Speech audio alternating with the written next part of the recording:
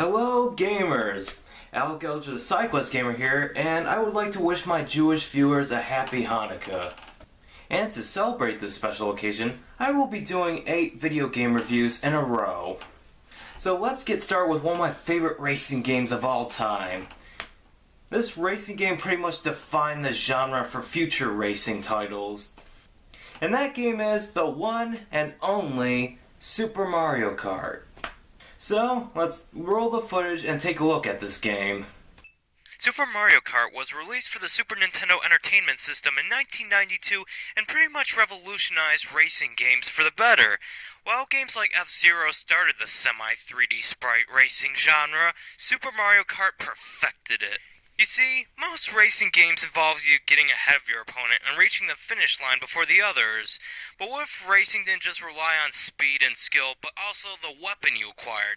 Some call it cheating. I say, nuts to them, because it's not cheating if it's in the game. Super Mario Kart's innovation wasn't just having a racing game with popular characters. It had weapons and power-ups that either sped you up or hindered your enemy's progress.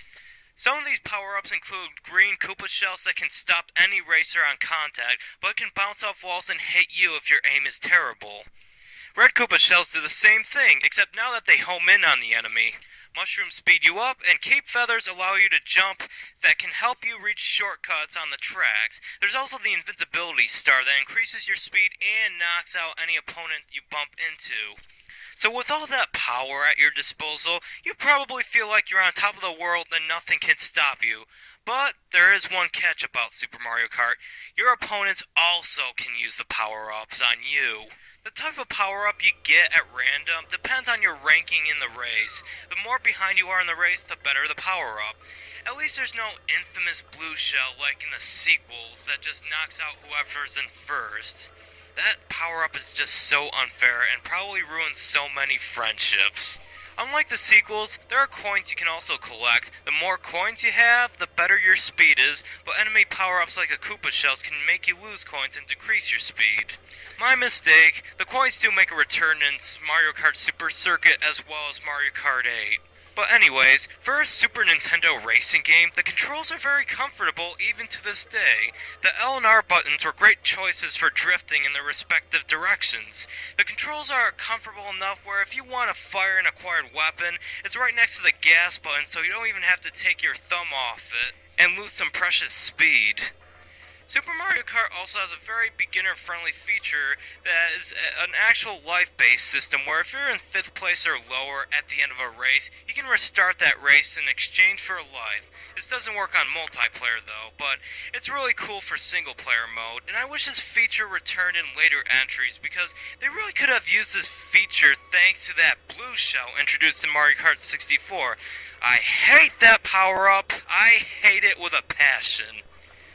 Super Mario Kart also has some really catchy 16-bit music that was so good that it returned in Mario Kart sequels unaltered and intact. So overall, I would give this game a 97 out of 100 for its infinite replayability, superb tracks, and the never-ending fun you can get out of the multiplayer. So if you haven't played Super Mario Kart yet, please download it. It should be around $8 on the Nintendo eShop for the Wii U. And let me tell you, that's a bargain because at a used game store, this would be like $20 to $25 if you're lucky. Super Mario Kart practically reinvented the kart racing genre. After its success, of course others had to duplicate it.